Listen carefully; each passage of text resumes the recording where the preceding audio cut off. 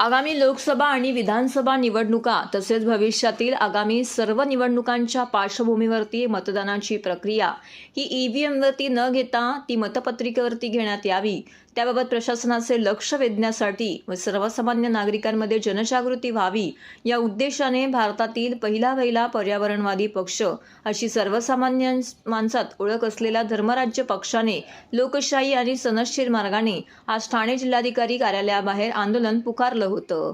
आजच्या घडीला ईव्हीएमद्वारे घेतल्या जाणाऱ्या निवडणुकांना विरोध वाढतच चालला असून देशभरात असंतोषाचे वातावरण निर्माण झालेले आहे।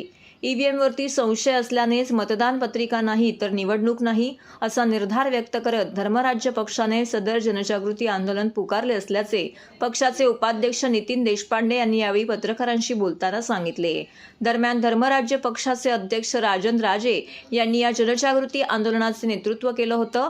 यावेळी ज्येष्ठ सामाजिक कार्यकर्त्या वंदना शिंदे आणि ठाण्यातील प्रसिद्ध विधिज्ञ ॲडव्होकेट प्रदीप टिल्लू उपस्थित होते। या प्रसंगी उपस्थित आंदोलनकर्त्यांना संबोधित करताना राजन राजे म्हणाले की संविधानकारकांनी पसंतीचे लोकप्रतिनिधी सरकार निवडण्यासाठी आणि अपयशी राज्यकर्त्यांना बदलण्यासाठी मतदानाचा अधिकार देऊन भारतीय जनतेला सामर्थ्यवान बनवलं आहे। मात्र राज्यकर्त्यांनी ईव्हीएमला मतदानाचा अधिकार निष्प्रभ करणारे हत्यार बनवलं आहे। ईव्हीएम म्हणजे साधे मतदान यंत्र नसून जनतेतील असंतोष आणि सरकारविरोधी जनमत उखडून फेकणारे जेसीबी मशीनच आहे। सरकारबद्दल तीव्र नाराजी असताना सत्ताधारी पक्षाला विक्रमी बहुमत मिळण्याचा चमत्कार केवळ ईव्हीएममुळेच घडून आलेला आहे। जगातील 194 देशांपैकी 120 देशांमध्ये निवडणुका मतदान पत्रिकेद्वारेच होतात। Italy, England, France, Germany, Ireland, Netherland इत्यादी देशांनी ईव्हीएम पद्धती बंद करून मतदान पत्रिकेचा स्वीकार केला आहे। मग भारतामध्येच ईव्हीएम निवडणूक प्रक्रियेला बिलगून बसण्याचा हट्ट कशासाठी असा थेट सवाल यावेळी राजन राजे यांनी प्रशासनाला केला आहे। अरे ईव्हीएम हटाओ, ईव्हीएम हटाओ, अरे ईव्हीएम हटवा, ईव्हीएम हटवा। जब तक ईवीएम नहीं हटेगी, अरे जब तक ईवीएम नहीं हटेगी। TN सेशन गेल्यानंतर जे काही अवशेष राहिलेले आहेत ते म्हणजे आजचा मोदी शाह सरकारचा बटीक झालेला निवडणूक आयोग।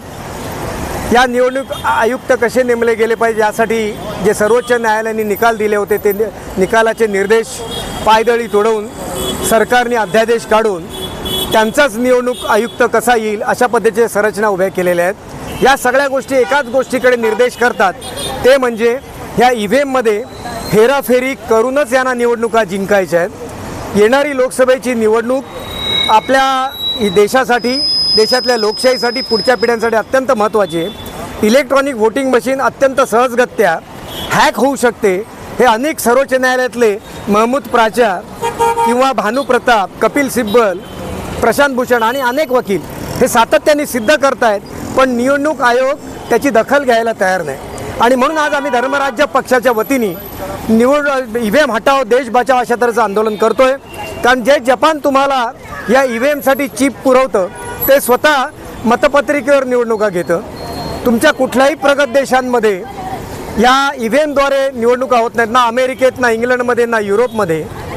जर्मनीच्या कॉन्स्टिट्यूशनल कोर्टनी या निवडणुकीवर ईव्हीएमद्वारे घेतल्या जाणारा बंदी घातलेली आहे। तुमच्या बांगलादेशमध्ये सुद्धा जो तुमच्यापेक्षा दरिद्री अविकसित आहे, तुमचा शेजारी देश आहे तुमचा आमचा, त्यांनी सुद्धा अलीकडेच ईव्हीएममधल्या निवडणुकीतले गैरप्रकार पाहता त्याच्यावर बंदी घातली आणि पुन्हा मतपत्रिकेकडे ते वळलेले आहेत। असं असताना आम्हाला या एवढा देशात विरोध आणि असंतोष खदखदत असताना हा जनतेचा लोकशाही उत्सव आहे, हा कुठल्या भाजपसारख्या पक्षाचा, कुठल्या RSS सारख्या संघटनेचा उत्सव नाही आहे।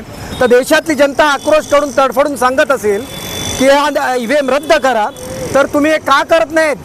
एखाद्या सेल्स एजंटसारखं, मार्केटिंग करणाऱ्या एजंटसारखं निकृष्ट दर्जाचा माल, खोटा माल बाजारपेठेत खपवण्यासाठी जशी जाहिरातबाजी केली जाते तशी तुम्ही का करताय निवडणूक आयोगातर्फे की ईव्हीएम आमची निर्दोष आहेत यंत्र वगैरे? ते खोटं आहे। आणि म्हणून या देशातल्या लोकांच्या मतांचं प्रतिबिंब निवडणुकीद्वारे खऱ्या अर्थानं उमटलं जावं। मग BJPला त्या दृष्टीने निवडून यायचं असेल तर खुशाल येऊ द्या, आणि त्यांना राज्यघटनेनुसार ज्या पद्धतीने कारभार करायचा आहे आमची काही हरकत नाही, पण तुम्हाला आम्ही EVM द्वारे निवडून येऊ देणार नाही.